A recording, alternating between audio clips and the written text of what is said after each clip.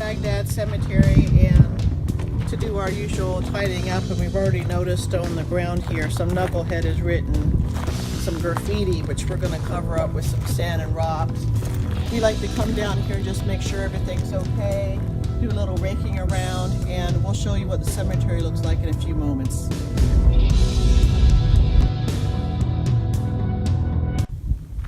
Well, this is really a sad day for us. We came back to visit the day after Christmas, and we find Bagdad Cemetery has been vandalized. As you can tell, someone has cut the wire that was protecting the perimeter.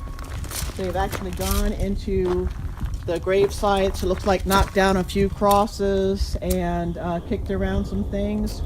We're going to go through here today and try to get it back as pristine as it once was.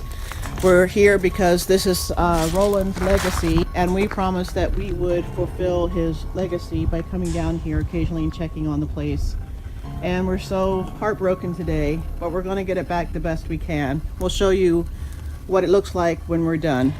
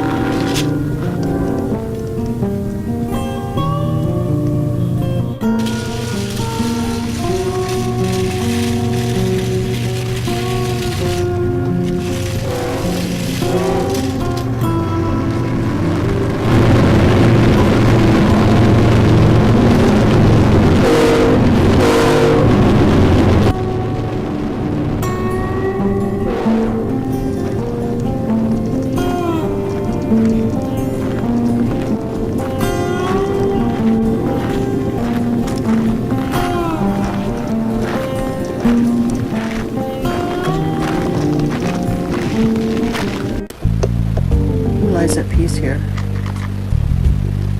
Who were they? What kind of lives did they lead? What brought them here? We can only wonder.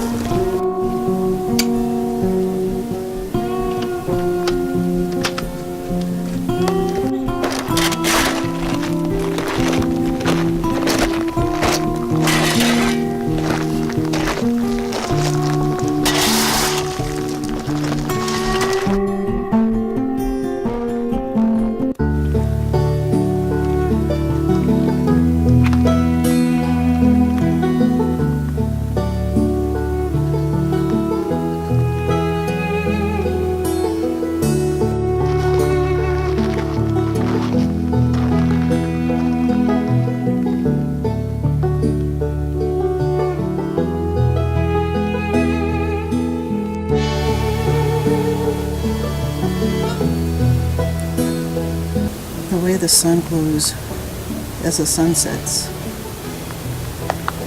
How many decades have these people been here, lying in the peace of the desert, embraced by the Mojave, under the wide Mojave sky?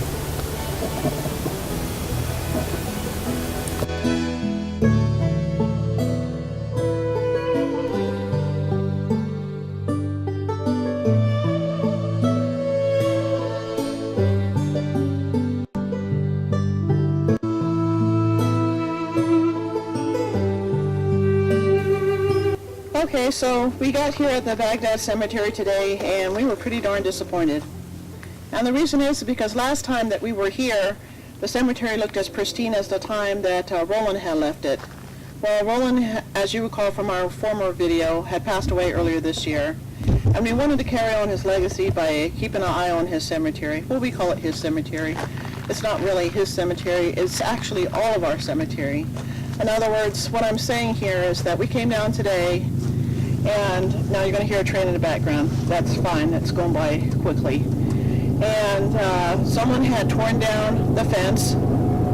Someone looked like they had got to a grave and dug in the grave. Now we could tell this because the rocks have been disturbed and things have been messed with, rocks kicked around, this very soft soil. It should look a certain way. We're familiar with the compact way it should look. And it was definitely disturbed, and it was not by an animal. It was by someone with big feet, okay? So anyway, what we did was we fixed the fence, and we have returned the cemetery as much as possible back to its normal former appearance. We raked, we moved some rocks around, filled that grave back in the best we could today. We'll be coming back soon and fixing that even further. I forgot my work gloves, so I can only do so much without my work gloves. But anyway, in tribute to Roland, we did go and do as much caretaking today as we possibly could in the last few hours. Now today has been a very active area, more so than in the past, I guess because a lot of times we were coming down on the weekends rather than the week.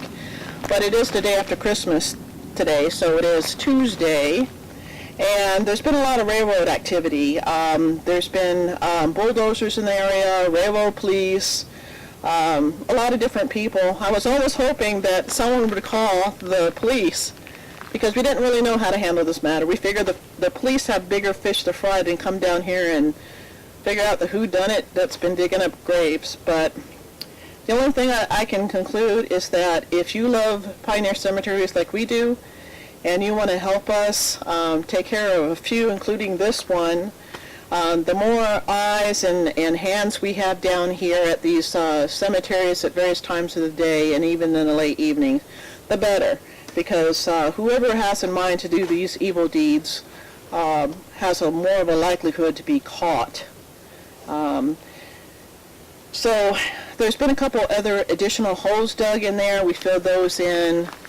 Now, this area, I will say, has a lot of dig areas where people have been probably digging over the years for bottles and cans and that type of thing. We've never seen anything dug in a cemetery, so it was very disappointing. And we did find that the tree up front that somebody had vandalized, the area right in front of it, and spray painted with black ink some words, which is now covered up, hopefully remain covered up. The whole area had been kind of kicked around up there. We fixed that too. And we just want to keep memories of Roland alive, keep his legacy going. Most of the people here, they think are children, actually, that died in a epidemic in the way back over 100 years ago. Some other people think it's Chinese railroad workers. No one really knows for sure because the records actually were destroyed in a fire many years ago. So we don't know, but we do want to honor the people that are buried here. There were real people buried here. And it just disgusts me to no end to think that somebody would come down here and vandalize this area like they did. So with that, I'm going to walk around and show you a little bit more about the Bagdad cemetery. We do have a other video about Bagdad itself. This used to be a thriving town, and all that's left pretty much right now is the railroad tracks and this cemetery. That's all we have left of history. And if someone destroys that, all it takes is one person. If someone destroys that, we'll lose that forever too. So let's work together and put our heads together and try to figure out how to stop this thing from happening again.